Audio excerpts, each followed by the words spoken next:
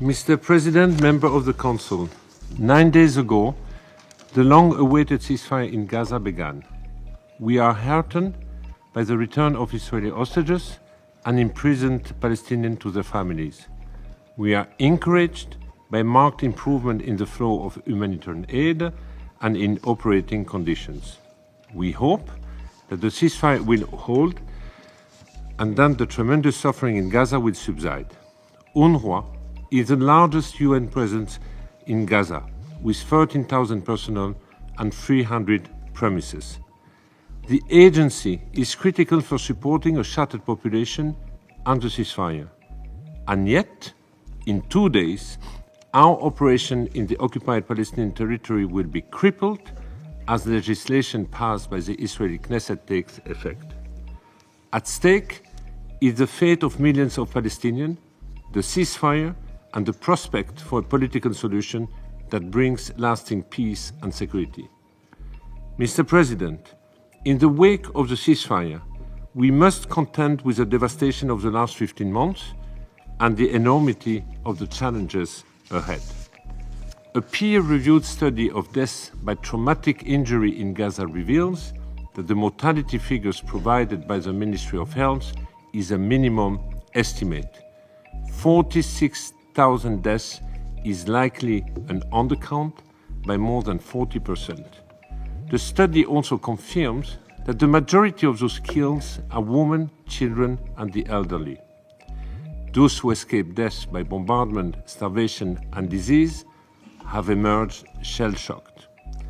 Tens of thousands of people are now returning to the decimated north to search for the living and to bury the dead. Across the Gaza Strip, Palestinians are turning to UNRWA, the agencies they have known all their lives, for support.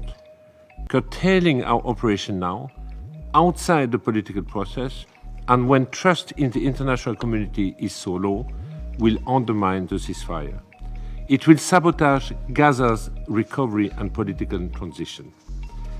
Member of the Council, full implementation of the Knesset legislation will be disastrous. In Gaza, undermining UNRWA's operation will compromise the international humanitarian response.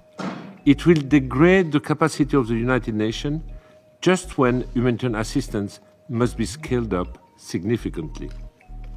This will only worsen the already catastrophic living condition of millions of Palestinians. The government of Israel claims that UNRWA services can be transferred to other entities. In fact, the agency's mandate to provide public-like services to an entire population is unique.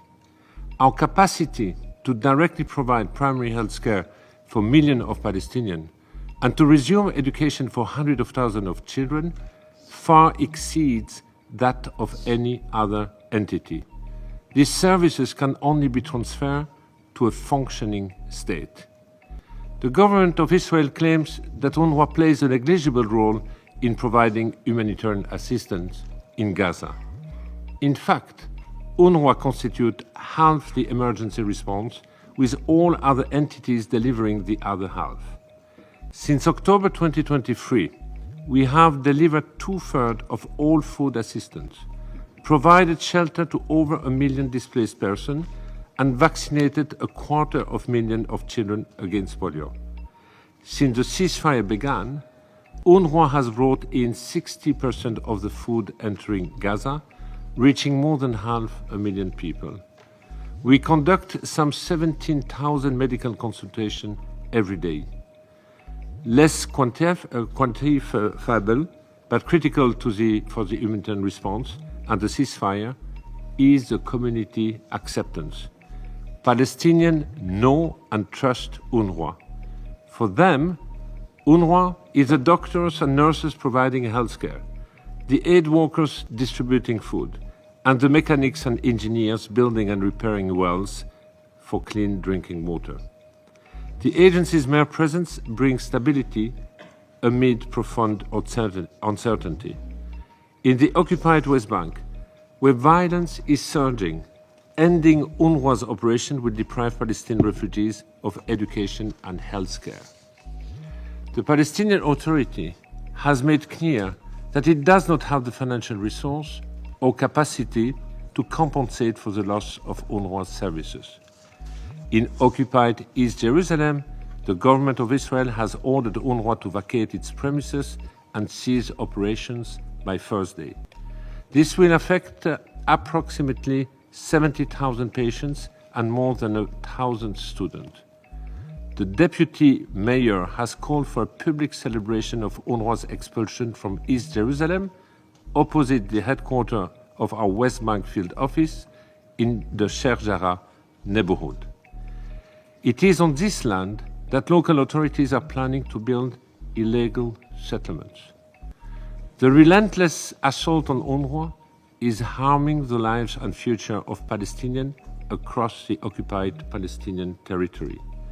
It is eroding the trust in the international community, jeopardizing prospects for peace and security.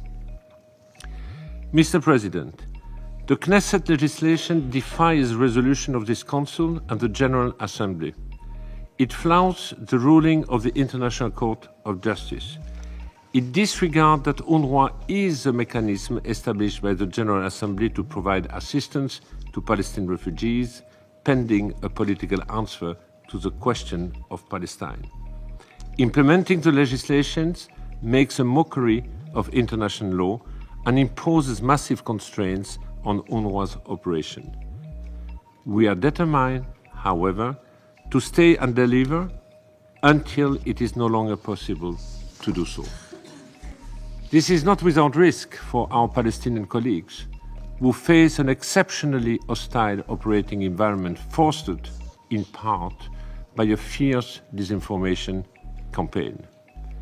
Member of the Council, the government of Israel is investing significant resources to portray the agency as a terrorist organization and our staff as terrorist or terrorist sympathizer.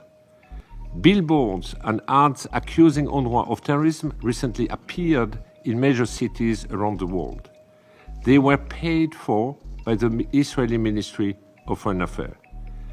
Google ad campaigns redirect those seeking information about the agency to websites replete with disinformation. The absurdity of anti-UNRWA propaganda does not diminish the threat it poses to our staff, especially those in the occupied West Bank and in Gaza, where 273 of our colleagues have been killed. It sets a precedent for governments to accuse a United Nations entity of terrorism as a pretext to clamp down on human rights. It sets a precedent for criminalizing humanitarian assistance and protection.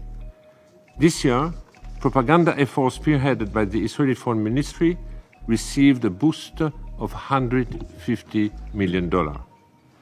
The political attacks on the agency are motivated by the desire to strip Palestinians of the refugee status, thereby unilaterally changing the long-established parameter for a political solution. The objective is to deny Palestinian refugees the right to self-determination and erase their history and identity. But let me be clear. The right of Palestinian refugees to protection and assistance are not derived from UNRWA's mandate. They exist independently of the agency. And if UNRWA ceases to protect and assist Palestinian refugees, their rights will not only remain, but there will be much greater emphasis on the right to return or to be resettled, for which UNRWA has no mandate. Mr. President, a ceasefire in Gaza must be followed by a political transition that includes an orderly conclusion of UNRWA's mandates and the handover of its public-like services to empowered and prepared Palestinian institutions. This is a path now pursued by the Global Alliance for the Implementation of the Two-State Solution, led by Saudi Arabia, the European Union, and the League of Arab States. Only a political pathway of this nature can ensure the protection and welfare of Palestinian refugees and peace and security in the region and beyond. A clear choice lies before us. We can allow UNRWA to implode due to the Knesset legislation and the suspension of fundings by key donors. The repercussions of this implosion will not be confined to national borders and will only further destabilize the region. Alternatively, we can allow the agency to progressively conclude its mandate within the framework of a political process. UNRWA was always meant to be temporary. A fair and lasting political solution would allow the agency to hand over its services and workforce to a Palestinian administration. UNRWA has much to offer in support of a political solution. The agency is the largest provider of primary health care in Gaza and the second largest in the West Bank. Our health services and expertise are integral to building a strong national health system. UNRWA has also a pivotal role to play in education. In Gaza today, 650,000 girls and boys are living in the rubble, learning nothing more than how to survive. They have already lost more than 2 years of learning. Absent a full-fledged state, only UNRWA has the capacity to bring these children back to learning. So great is the enthusiasm for resuming learning in Gaza that more than 260,000 children, half of them girls, enrolled in our online learning platform this month. If we fail to resume education in Gaza and to preserve it in the occupied West Bank, we will sacrifice an entire generation of Palestinian children. Member of the Council, the threat posed by political effort to dismantle UNRWA is compounded by financial challenges, with key donors deciding to end or reduce their contribution to the agency. I'm appealing for an urgent increase in financial support to UNRWA, the early disbursement of allocated funds, and a review of funding currently on hold.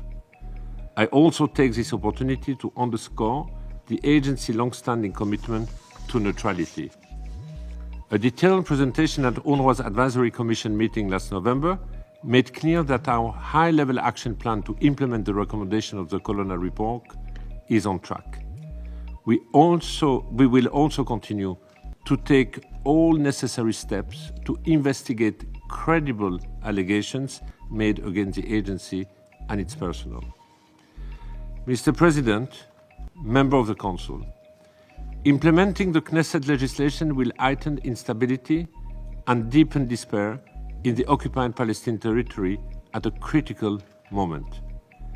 I'm seeking your decisive intervention in support of peace and stability in the occupied Palestinian territory and the broader region. First, push back against the implementation of the Knesset legislation. UNRWA's personnel and services are integral to the success of the ceasefire. Second, insist on a genuine political path forward that delineates UNRWA's role as a provider of education and healthcare. The agency is essential for ensuring a viable political transition. Finally, ensure that the financial crisis does not abruptly end UNRWA's life-saving work. The agency cannot continue to operate in the face of extraordinary challenges without adequate resources. In closing, I would like to share with you a message received from a young person in Gaza last week. It is a stark reminder of the heavy responsibility we bear. Quote, "I'm writing to you from the rubble of a home that once was a place of warmth and life. Now, my days are spent searching for the most basic necessities like flour to feed my family. What truly breaks me is my helplessness in the face of children. Their innocent eyes seek safety I cannot provide, an answer I do not have. Around us, the elderly sit in silence, their hearts weighed down by decades of loss and suffering.